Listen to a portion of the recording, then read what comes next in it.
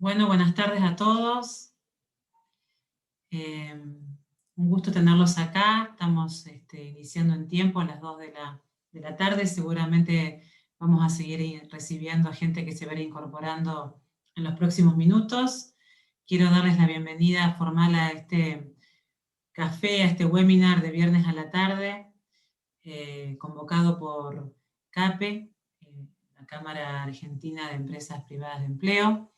Donde el objetivo es compartir con el doctor Ricardo Foglia. Bienvenido, Ricardo, muchas gracias por estar con nosotros. ¿Cómo nos está impactando la nueva legislación laboral? ¿Qué impacto produce en nuestros negocios? ¿Qué vías de solución tenemos a las problemáticas que se nos presentan a diario? Y después generar un espacio de preguntas, de respuestas, de ida y vueltas de las preguntas que iremos recibiendo de parte de ustedes a través del chat del Zoom. Así que además de darles la bienvenida, bueno, no me presenté, Andrea Ávila, presidente de la Cámara. Un gusto de nuevamente estar con ustedes y por supuesto darle la formal bienvenida a Ricardo, el doctor Ricardo Foglia, con quien ahora los voy a dejar por los próximos minutos para escuchar una entretenida forma de ver cómo las leyes laborales están impactando en nuestros negocios y cómo podemos trabajar con ellas. Ricardo, muchas gracias por estar con nosotros esta tarde. Bueno, primero muchas gracias a Cape y a Andrea por la presentación y a todos los participantes por unirse a esta charla un viernes a la tarde. Antes de empezar, o como parte de la charla, quiero hacer dos precisiones para enmarcar la cuestión. La primera es algo que no es muy tenido en cuenta, que es la diferencia entre pandemia y cuarentena. La pandemia es un hecho de la naturaleza, se rige por las leyes de la física, de la medicina, y no me voy a referir a esa cuestión porque me excede, no desconozco, no soy médico, no soy infectólogo, no soy nada. Pero la cuarentena son las normas dictadas por el hombre a raíz de la pandemia. Y esto sí es lo que yo y todos podemos juzgar, porque son normas dictadas por el hombre que pueden ser buenas, malas, ajustadas o desajustadas. Estas normas sí son las que tienen que pasar por el juicio de razonabilidad y legalidad. Esto no es muy tenido en cuenta muchas veces. La segunda parte es que me voy a referir brevemente a una idea relativamente vieja, es de mitad del año 1800, de 1850, de un jurista llamado Hering, que concibió al derecho como una lucha. Y es la lucha contra la injusticia. Entonces, el derecho no se va construyendo, el derecho se va construyendo todos los días porque constituye una lucha contra la injusticia. Claro, cuando el derecho se aparta de esto, ya pierde su sentido. Y la lucha jurídica es parte de esto. Cuando yo era chico, tenía 7, 8, 9 años, me acuerdo que me encantaba y mi papá me llevaba, recién empezaba la televisión en la Argentina, a un programa que se llamaba Titanes en el Ring, que era lucha libre organizada por Martín Caradagian. Era una troupe de actores, esto duró del 60 más o menos hasta el 88, de 15 luchadores que actuaban peleas en apariencia violentas. Y ahí estaba el Caballero Rojo, la Momia, Pepino, Benito Durante, Lancho Peuchele, Caradagian con su golpe el cortito, etcétera, etcétera. Y me acuerdo una vez una lucha contra un noble español de Caradagian, que era el conde de Jaime de Mora y Aragón, que para mí era una maravilla, y claro, viéndolo con retrospectiva, yo creo que estaba medio loco. Pero bueno, así fue la historia. Y esto pasaba arriba de un ring similar al ring de box. Y me voy a referir a esto. Voy a tratar de ver desde esta perspectiva la cuarentena, o sea, las normas dictadas por la cuarentena. Primero voy a referir al piso del ring. ¿Cuál es el piso de nuestro ring? Del ring jurídico, digamos. Y bueno, el piso del ring son las normas constitucionales y básicamente 3. El artículo 14, que dice que todos los habitantes pueden entrar, permanecer, transitar, salir, disponer de su propiedad, ejercer su culto, enseñar y aprender. El segundo, que dice que los principios reconocidos por la Constitución están sujetos a las leyes que reglamenten su razonable ejercicio, y después que los poderes delegados, o sea, los famosos DNU, solamente pueden ser en materias determinadas de administración, en supuestos de emergencia pública, por periodos determinados, o sea, con plazo fijado para su ejercicio y dentro de las bases de la delegación. Fuera de ahí, estamos peleando fuera del piso del ring. Y este ring tiene soportes y cuerdas al costado, que es lo que delimita, y en nuestro caso son dos. En primer lugar, la emergencia ocupacional, dictada por un decreto 34/2019, que es anterior a la cuarentena, que declara la emergencia ocupacional y duplica las indemnizaciones por despido, y la emergencia sanitaria, que es del 23 de diciembre del 2019, que declara la emergencia sanitaria, económica, fiscal, etcétera, etcétera, etcétera.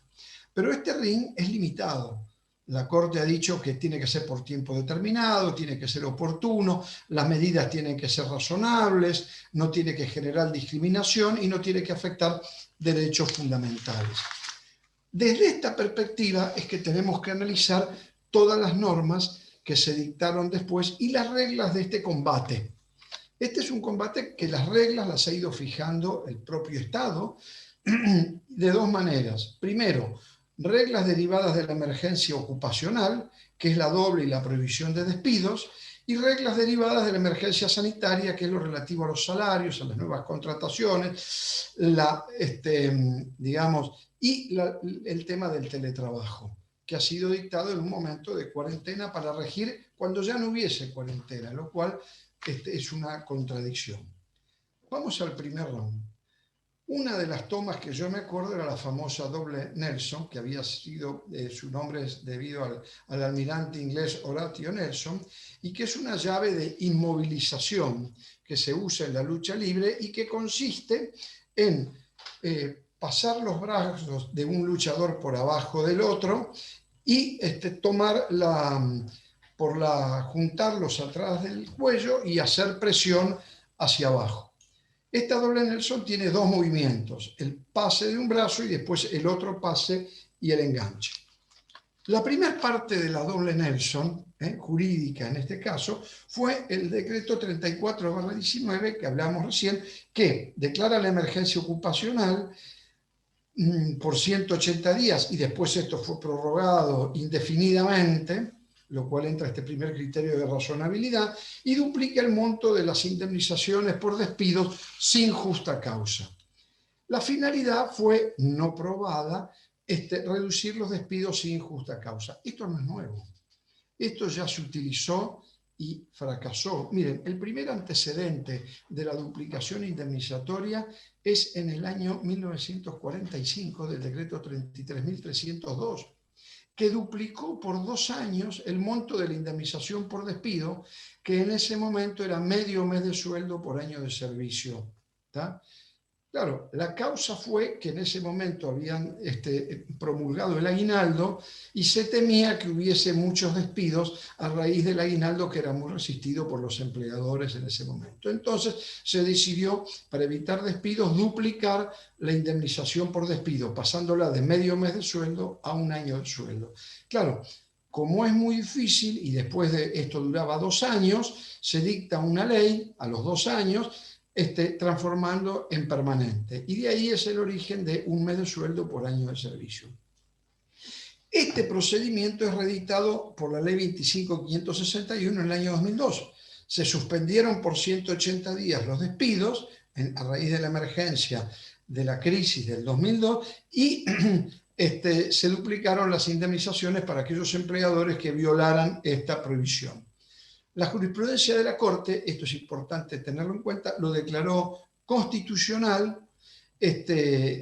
y después tuvo algunas modificaciones, como por ejemplo no se aplicó a los trabajadores contratados a partir del 31 de diciembre del 2002, porque esta ley conspiraba contra la contratación de trabajadores. Entonces con esta finalidad se dijo, bueno, los posteriores están excluidos, ¿tá? Y después se lo terminó la salida, después de 4 años, la salida fue, bueno, cuando el índice de desocupación sea inferior al 10%. Este tema también originó pleitos y controversias para ver cuándo se había cumplido este 10%. O sea, la entrada fue muy fácil y la salida fue muy difícil y no está probado que esto haya sido exitoso en su momento, porque en realidad la creación de empleo no depende de la prohibición de los despidos, sino de las reglas económicas, de la economía. Si la economía funciona muy bien, uno contrata o las empresas contratan más trabajadores. Y si funciona muy mal, en realidad la doble en su momento no sirvió, no está probado que haya servido y ahora tampoco. Lo vemos con los índices de desempleo. Hay distintas maneras de eludir estas prohibiciones. Quedaron excluidos, como les decía recién, de esta doble nueva, los trabajadores contratados después del 13 de diciembre del 2019 y los trabajadores del sector público, lo cual genera algún ruido constitucional. ¿Por qué los trabajadores del sector público quedan excluidos si la situación de despido es igual para los del sector público que las del sector privado?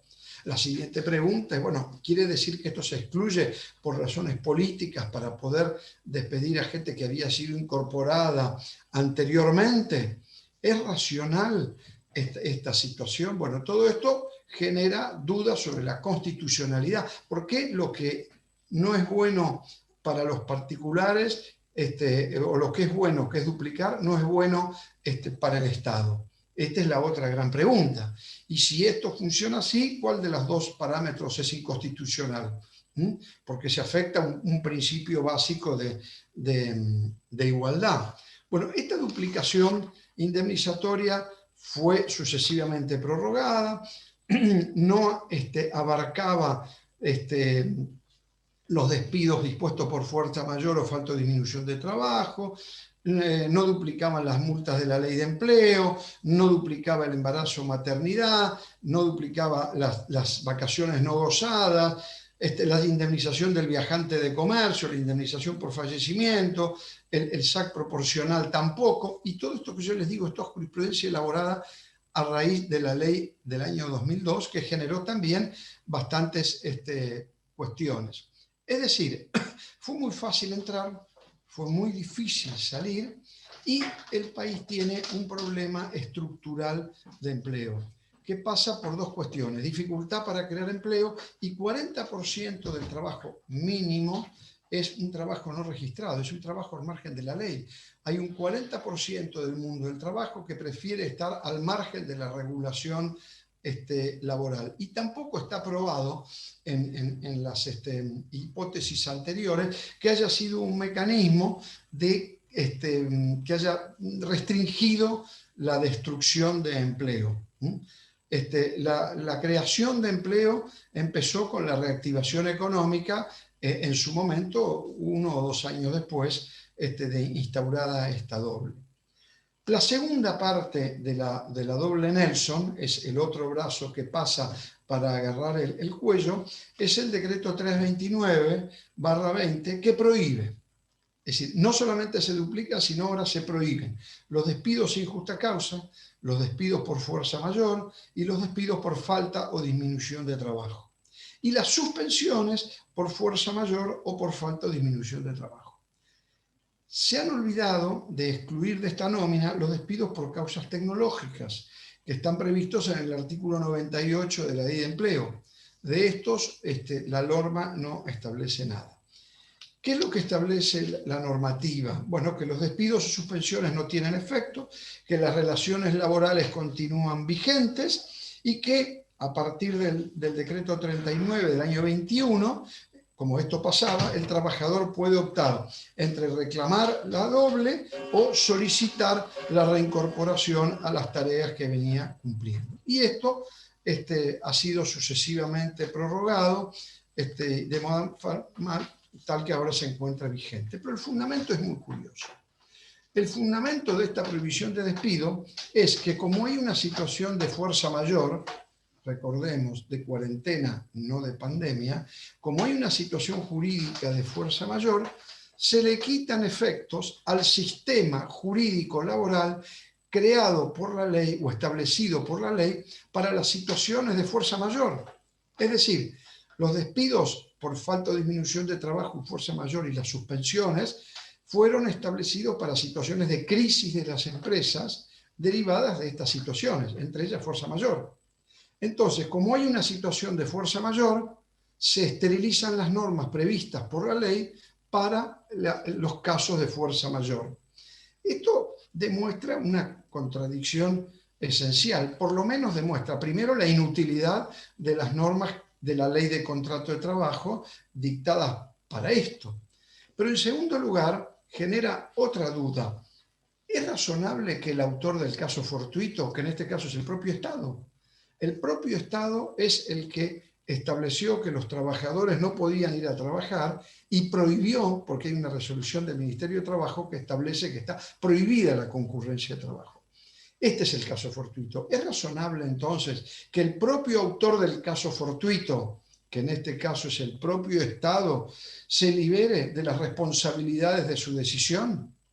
Es decir, acá hay una situación de caso fortuito. Yo, Estado, no respondo, tienen que responder los empleadores porque las normas establecidas para el caso fortuito yo les cancelo todos los efectos. Es decir, en definitiva, las víctimas del caso fortuito declarado por el Estado son las que deben soportar las consecuencias de este caso fortuito. De otra manera, los empleadores podrían recurrir a estos mecanismos legales. Bueno, este es uno de los puntos que genera ruido, vinculado con otro. Yo puedo declarar de nuevo esta pregunta después de una situación de caso fortuito que quedo liberado yo, Estado, de las consecuencias del caso fortuito. Es decir, es una exención propia de responsabilidad. Y fíjense que la norma, digamos, la propia norma estatal, no solamente libera de responsabilidad, sino que carga de una responsabilidad a los empleadores que de otra manera no lo tenían. Responsabilidad que surge después de los hechos. Bueno, efectuada la doble Nelson, es decir, las dos llaves de atrás y el pase por la nuca, e inmovilizado la víctima, en este caso son las empresas, es muy difícil la salida. La salida de la doble Nelson es muy complicada.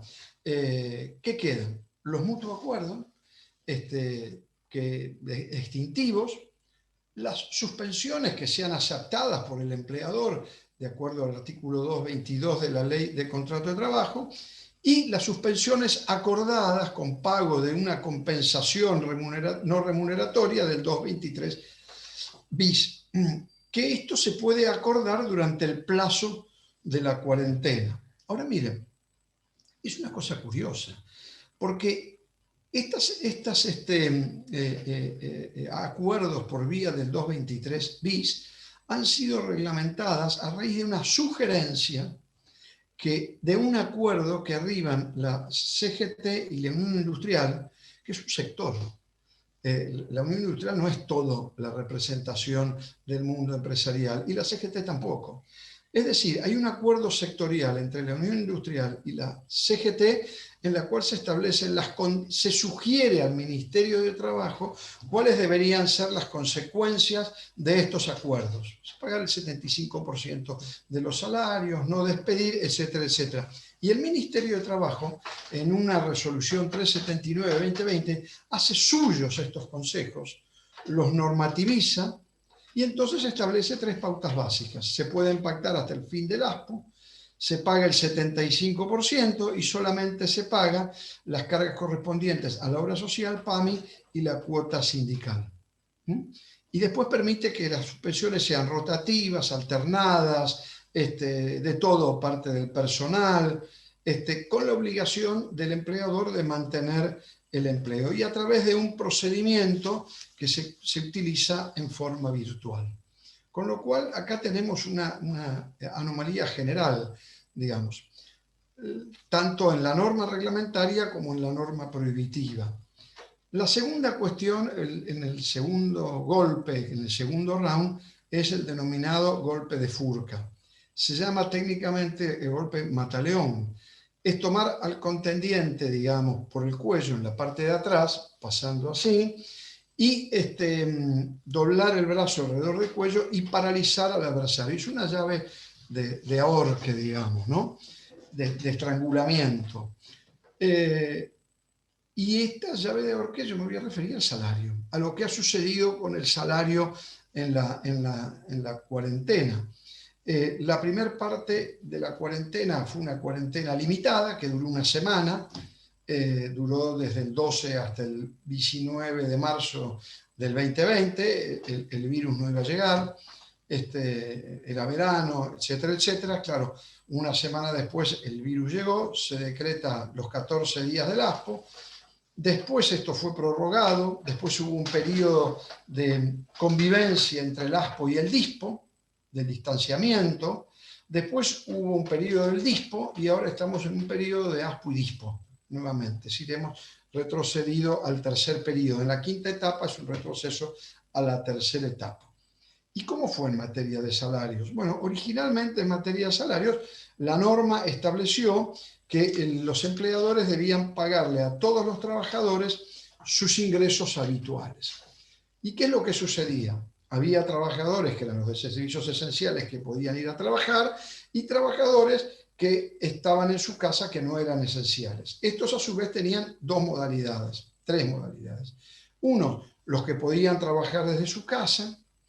Otros, los que no podían trabajar desde su casa, los que podían teletrabajar, los que no podían teletrabajar desde su casa porque no tenían los elementos o no eran necesarios o no conocían el manejo de las tecnologías, de la información, que no todo el mundo lo conoce. Y después estaban los mayores de 60, las personas de riesgo, las mujeres embarazadas y aquellas personas que estaban al cargo de cuidados de hijos. Todos aquellos que, digamos, todos, de acuerdo a la primera normativa, todos debían cobrar sus ingresos habituales. Este fue el primer periodo. Después vino un segundo periodo de una resolución del Ministerio de Trabajo 219 que estableció, no, aquellos que no realizan tareas cobraban únicamente una suma no remuneratoria. Esta es la resolución 219-2020 del Ministerio de Trabajo. Esto siguió hasta que el 12 de octubre del 2020 se dicta la resolución 714, en el cual vuelve al criterio de la derogada resolución 219. Es decir, los trabajadores exceptuados de prestar tareas, en este caso únicamente estos, los mayores de 60, las mujeres embarazadas, los grupos de riesgo y las personas que tenían que cuidar menores, iban a percibir una compensación no remuneratoria igual al salario neto con obra social y además el pago del PAMI. Con posterioridad, esta norma es derogada por poco tiempo y se vuelve al criterio inicial. Poco tiempo después se dicta el DNU 241, que vuelve nuevamente al criterio de aquellos que no trabajan, estos mayores de 60, etcétera, etcétera, cobraban una prestación no remuneratoria. Y finalmente el último decreto amplió y establece no solamente que van a cobrar una prestación no remuneratoria los que no trabajan, sino también los de 60 años, las mujeres, etcétera, etcétera. Todo este colectivo, más los que no trabajan, van a cubrir van a cobrar esta remuneración. Pero acá hay un problema y quiero hacer una reflexión sobre esta cuestión. Yo les dije a ustedes que los trabajadores que no van a concurrir y no pueden trabajar por una disposición estatal. Hay una resolución del Ministerio de Trabajo dictada al principio de la cuarentena que dice que los trabajadores que no trabajan, aquellos que no son servicios esenciales, tienen prohibida la concurrencia al trabajo. Es decir, es el Estado el que les prohíbe concurrir al trabajo.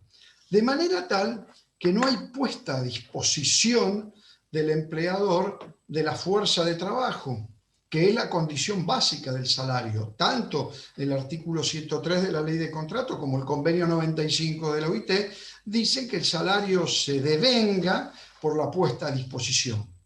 Pero es de aquí que estos trabajadores no pueden poner su fuerza de trabajo a disposición por una norma estatal. En consecuencia, a estos trabajadores no hay salario, porque no hay causa que devengue el salario. Entonces, la pregunta es al revés. Con todo el ATP y los planes del gobierno, la pregunta es quién ayudó a quién.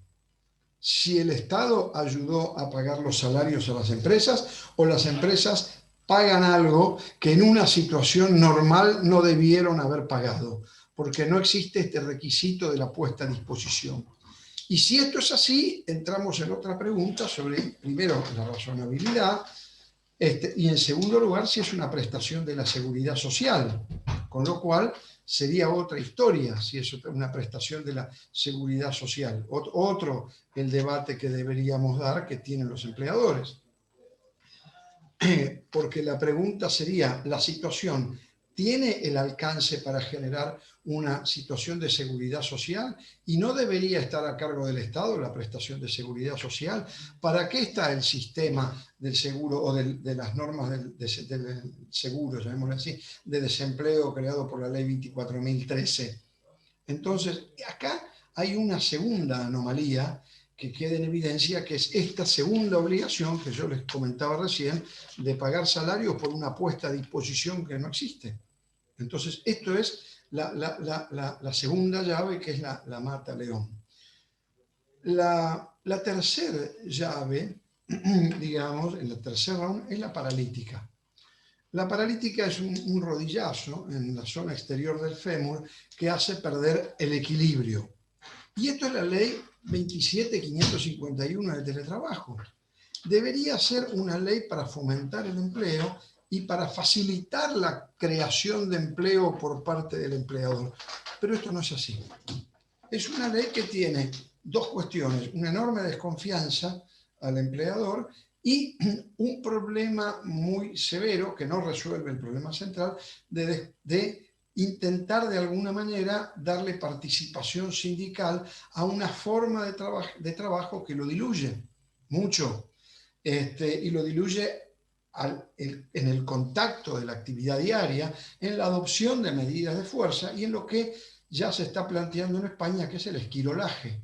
El esquirolaje son los sistemas informáticos automáticos y telemáticos que permiten que la empresa siga funcionando a pesar de la huelga de los trabajadores. Y hay distintos tipos de esquirolaje. El esquirolaje de otros trabajadores de la empresa, el esquirolaje de una empresa externa y el esquirolaje automático. Y sobre esto la jurisprudencia española ya está empezando a provocar fallos que son muy inquietantes para el sistema sindical, porque si no intervienen en este esquirolaje personas, se está admitiendo la licitud de estos sistemas que desarticulan el sistema de huelga. Pero la ley de teletrabajo no es clara, tiene prestaciones o obligaciones imposibles de cumplimiento en este mundo actual, como es la prohibición de enviar comunicaciones, el derecho a la reversibilidad. Necesitaría tener algún aseguramiento mayor, la no definición de cuándo un teletrabajador es y no es. En España se definió un 30%, los que trabajan más de un 30% son teletrabajadores, los que no lo son. En México el 40%, bueno, acá no decimos absolutamente nada. Y todo esto lleva al cuarto golpe, que es el piquete de ojos. El piquete de ojos es dos dedos en los ojos que impiden ver, y la contrapartida era el rompepiquetes, que es esto, y entonces venía el piquete doble. Esta era la otra cuestión. Lo que yo quiero señalar con esto es que si ustedes imagínense un luchador cómo queda después que le hicieron todas estas cosas. Bueno, esto es lo mismo para las empresas. Las empresas que han pasado todo esto, hay muchas que se murieron en el camino, hay otras que quedaron más débiles, unas pocas fortalecieron y pudieron aguantar todo el combate, pero en definitiva esto pone en evidencia varias cosas y plantea algunos interrogantes sobre el futuro. Primero, la insuficiencia del sistema de prestaciones por desempleo. Segundo, la insatisfacción del sistema indemnizatorio, porque muchos trabajadores no las van a cobrar. Entonces, esto plantea la vuelta a un sistema de seguro o algo para estilo. O sea, y el sistema que tiene la ley para las situaciones de crisis, hubo que cancelarlo. Con lo cual, esto plantea otro problema adicional, ¿tá? Con lo cual, esto va a producir en algún momento, y creo que esto va a ser así, un replanteo sobre el régimen de seguro, de despido, un replanteo sobre el sistema de derecho al trabajo para la crisis económica de las empresas, un cambio en el sistema del seguro por desempleo, va a llevar a que en algún momento se cree un fondo de garantía de los créditos laborales, ley que estuvo aprobada en el año 88 y que perdió vigencia por no haber sido reglamentada. Una desconexión del sistema laboral con el sistema educativo que va a exigir una nueva reconexión y sobre todo un repensar la ley de teletrabajo. Miren, en España los legisladores españoles, la ley de teletrabajo fue el resultado de un acuerdo tripartito entre las centrales sindicales y las centrales empresariales que acordaron, pero en los considerandos del Real Decreto se señala que es una norma transitoria, porque no se sabe qué es lo que va a venir realmente después, qué es lo que va a pasar, cómo se va a estructurar el teletrabajo. Bueno, esta es una norma dictada sin consenso, sin el acuerdo de los empleadores y destinada a regir para siempre en un mundo cambiante y con ascenso de las incertidumbres. Yo creo que en algún momento, en el mediano plazo, esto va a exigir un replanteo de la estructura laboral, porque tenemos un sistema que ya era obsoleto antes de la cuarentena, ahora es mucho más obsoleto, que es un sistema que a raíz de su obsolescencia trae litigios, porque hay que aplicar normas de la década del 70 a hoy. Adviertan que la ley de jornada de trabajo es del año 1929. Es una venerable vetustez que tiene más de 90 años. Y miren todo lo que ha pasado en la realidad productiva de la Argentina. Bueno, esto va a cambiar sumado a nuevas formas productivas. Sobre todo, miren, en la época de la ley del contrato de trabajo, las empresas eran como pirámides. Todo centralizado, todo organizado, todo estructurado. Un empleo todo el día, toda la vida. Ese era el paradigma. Eso desde hace ya muchos años no existe más. No existe más. Las empresas no son pirámides, son telarañas, son redes de empresas. Entonces tenemos una normativa pensada para otra realidad que ha cambiado y ahora va a cambiar mucho más en un país ávido de empleo, lo cual requiere y va a requerir necesariamente, y en esto yo soy optimista en el mediano plazo, un replanteo de la estructura laboral. Y esta cuarentena y algunos desatinos normativos han puesto esto en evidencia y creo que esto es irreversible. Bueno, muchas gracias y estoy para contestar las preguntas que ustedes consideren que son por chat. Así que, si les parece, las voy leyendo, o las lee Andrea. ¿Las leo yo? Bueno, entonces, la primera. ¿Consideran que el personal de riesgo vacunado podría ser convocado a trabajar? ¿Tomaría algún resguardo para ello? Bueno, hay una norma que el Ministerio ha ratificado por nota, que está vigente, que establece que las personas que tienen una dosis de la vacuna, a los 14 días de haberla recibido, deben ir a trabajar. Y los de salud, 14 días después de la segunda dosis. Hay un párrafo críptico en la norma que dice, bueno, los trabajadores deberán obrar de buena fe y si no lo hacen, bueno, deberán como aceptar las consecuencias. Yo creo que la interpretación de la norma es que, bueno, aquel que no lo hace sin un motivo fundado pierde el derecho a la remuneración, porque pudiendo trabajar no se vacunó, o se vacunó y no quiere ir, me parece que en este sentido la norma es clara.